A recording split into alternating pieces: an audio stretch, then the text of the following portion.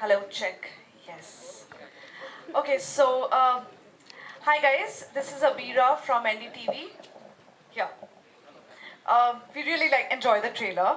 But before we start talking about the film, we have lots to talk about. There are two things that I want to talk about. One is, of course, Kapil, we have to ask you, Dharmendra Ji was the first person to come on Kapil Sharma's show, and if you can share something about him, it'll be great because you have memories with him. We are still, yet to believe that he's not there with us anymore. So that is my first question. We'll go to the next lead. धर्म जी और मैं सब जानते भी हैं कि मेरे लिए वो क्या थे, और धर्म जी का जाना ऐसा है जैसे हर किसी को ये लग रहा है कि उनके अपने परिवार से कोई गया है। Because when I lost my father I was 22, तो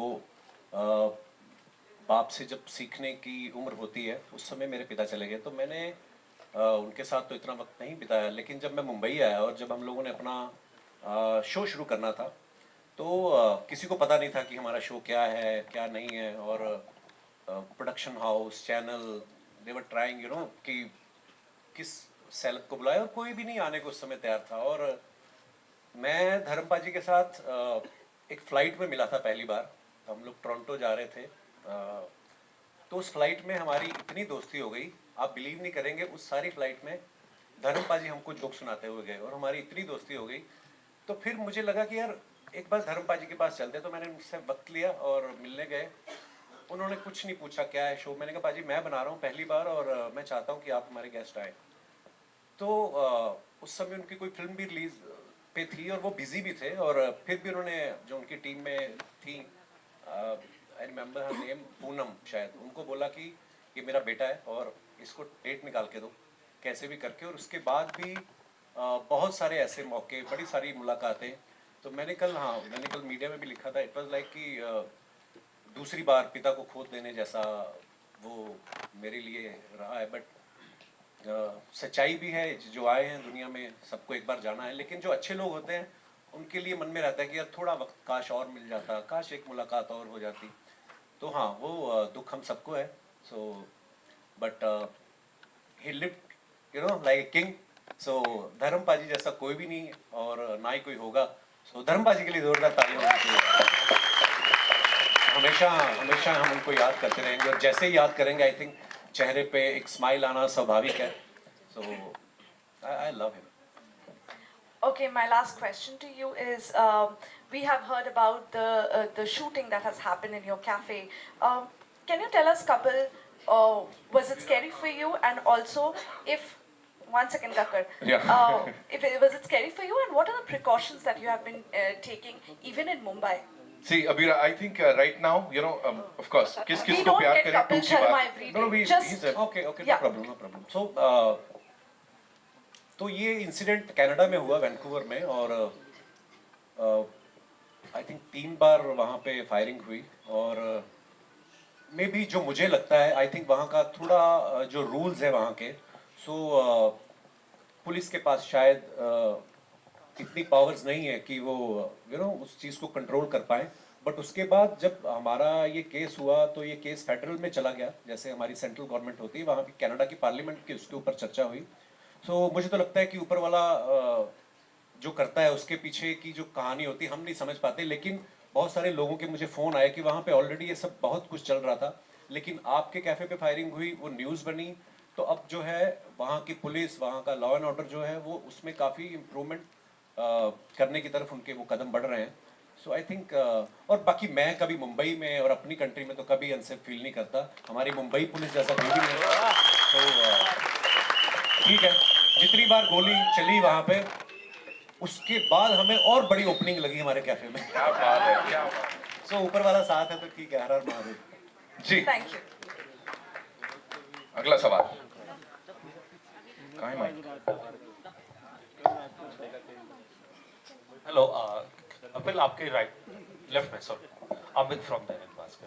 तो ये सवाल आपसे भी और अविकल्प आपसे भी है कि मतलब इतने साल क्यों तरस आया? 10 साल लग गए इतनी मतलब अच्छी कहानी ढूंढने आप में? सच में तरस रहे थे?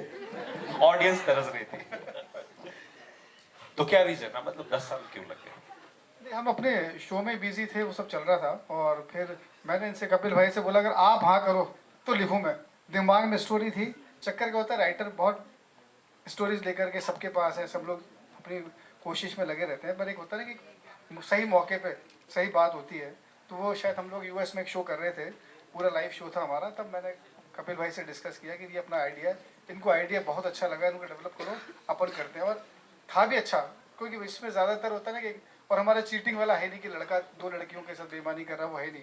हमने कहानी वो रखी कि यार एक इंसान शादी में फंस गया है, लोग एक में फंसते हैं, वो चार में, तो उसी में एक नया कुछ आइडिया निकल करके आया, और इस बार वो नया आपको स्क्रीन पे दिखेगा, तो इसलिए थोड़ा सा टाइम लग गया, बाकी तो करना ही चाह रहे थे हम भी। और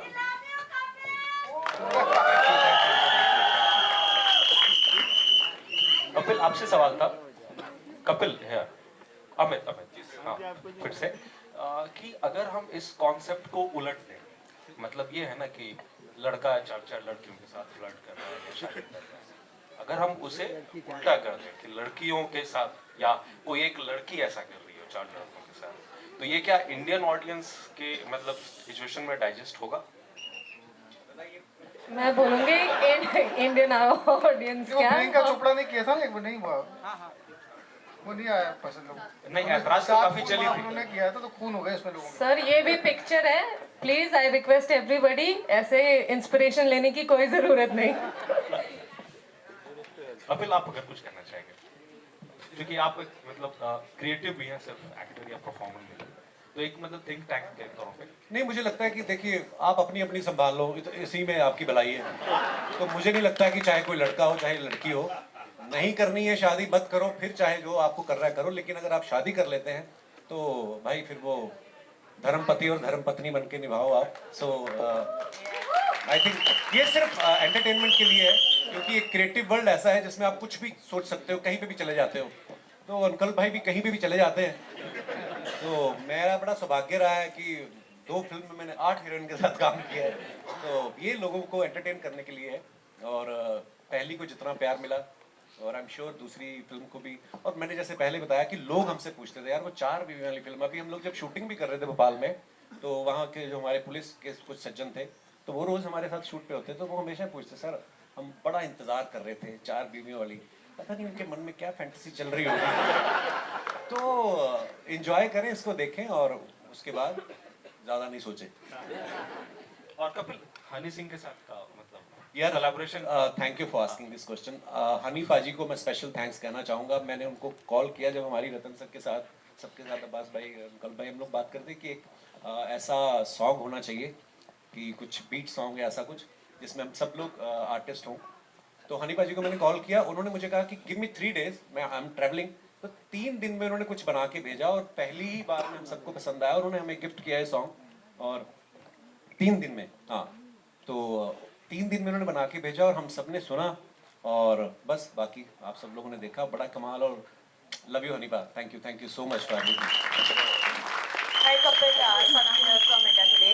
हाय, ऑफ कोर्स आपने धर्मेंद्र के बारे में बात की, बट असरानी जी के साथ भी एक सीन में हमने देखे हैं, उनके बारे में कुछ बताएंगे क्योंकि यार- उन्हें भी हमने रिसेंटली खोया है। जी, और हमें इस बात का दुख है कि असरानी साहब हमारी फिल्म में हैं और उससे पहले चले गए रिलीज से पहले। सो अगेन वही है कि उन्होंने दिलों पे राज किया है। हम लोग तब पैदा भी नहीं हुए थे जब उनकी फिल्में सुपर डुपर हिट हुई। अगर मैं शोले की बात करूं, मैंने उनको पहली बार शोले में देखा था, इट वाज 75 की रिलीज थी। तो आई एम 81 बॉर्न, मतलब हमारे जन्म से पहले के वो स्टार्स हैं। और मेरा बड़ा सौभाग्य है कि असरानी साहब के साथ काम करने का मौका मिला और वो चले गए, उस बात का दुख है और ईश्वर उनकी आत्मा को शांति दे। ये हमारे हमेशा दिलों में रहेंगे। मुझे लगता है कलाकार जो है वो जिस्मानी तौर पे तो चले जाते हैं पर ये हमेशा ही रहते हैं और हमारे आसपास, हमारी यादों में। हम जब भी कभी उनकी फिल्म देखेंगे तो हमेशा हमारे चेहरे पे मुस्कुराहट आएगी। सो मिस करेंगे असरानी साहब को ऑफ कोर्स, और ढेर सारी प्रार्थनाएं हैं उनके लिए। एंड कपिल, ऑफ कोर्स जिस तरह का प्यार आपको मिलता है ऑडियंसेस के साथ, बट वो बॉक्स ऑफिस पे ट्रांसलेट यूजुअली हम देखते हैं कि नहीं हो पाता है कभी कभी। कितना डर लगता है as an actor? Of course आपके शोज तो चलते हैं, बट व्हेन थिएट्रिकल रिलीज होती है तो बॉक्स ऑफिस का डर है कहीं ना कहीं एज एन एक्टर आपको? मैम मैं एक्चुअली सच्ची बताऊं, जब पहली किस किस को प्यार करूं कही थी, मुझे नहीं पता था बॉक्स ऑफिस क्या होता है। या हम लोग बचपन में भी जब फिल्में देखते थे तो हमें नहीं पता होता था कि जैसे हम धर्म पाजी की बात कर रहे थे, तो धर्म पाजी के बेटे सन्नी पाजी जब लॉन्च हुए या बॉबी पाजी लॉन्च हुए, हम लोगों का एक धर्म था कि हमें इनकी फिल्म देखने जानी है। सो ये अब क्योंकि सोशल मीडिया के माध्यम से लोगों को पता चल जाता है कि अच्छा पहले दिन ऐसी ओपनिंग लगी, ऐसा मैं नहीं सोचता हूँ। मुझे लगता है कि आप अपने काम को दिल से करो, एंजॉय करो, और फिर अगर आप लोग एंजॉय कर रहे हो तो वही एनर्जी जो है ट्रांसलेट होती है और लोग भी एंजॉय करेंगे। सो मैंने ज़्यादा फिल्में की भी नहीं है मैम, एक्चुअली आई थिंक 3-4 ही फिल्में करी हैं। तो उसमें से जो इससे पहली आई थी वो नंदिता मैम के साथ करी थी, वो बड़ी अलग फिल्म थी और सीरियस फिल्म थी। सो उसको भी बहुत अच्छा रिस्पांस मिला OTT पे। ऑफ कोर्स वो थिएट्रिकल के लिए थी भी नहीं पहले वो। सो हाँ, मैं इतना नहीं सोचता हूँ मैम कि मुझे लगता है कि अपना जो काम मिला है वो मैं शिद्दत से करूँ और मेरे डायरेक्टर जो मुझसे एक्सपेक्ट कर रहे हैं वो कर पाऊँ। बाकी लोगों के हाथ में, और आई थिंक हंसना हर कोई चाहता है। सो आई एम श्योर ये फिल्म को लोग पसंद करेंगे। एंड आप चारों से पूछना चाहूंगी, ऑफ कोर्स कपिल ने काफी परेशान किया आप लोगों को फिल्म में, बट एक कोई सीक्रेट कपिल शर्मा की जो अभी आप रिवील करना चाहो चारों। हाँ जी। सीक्रेट तो मेरी असली वाली बता सकती है, इनको तो अभी मैं क्या मैं बता सकती हूँ। नहीं मैं बताऊंगी। मैं बताऊंगी।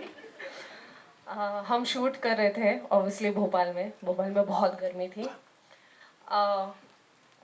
वहाँ पे sir obviously you know everybody knows कि कॉमेडी बहुत अच्छा कर लेते हैं, लेकिन रोमांस ओहो। You like my romance? मैं बताऊंगी अभी। जिंदगी में नहीं, उससे हमारा एक रोमांटिक सॉन्ग है मेरा करीना का, तो पहले दिन का शूट था और इतनी गर्मी थी, मेरे दिमाग में आया कि आगे 40 दिन भी ऐसे निकलेंगे क्या।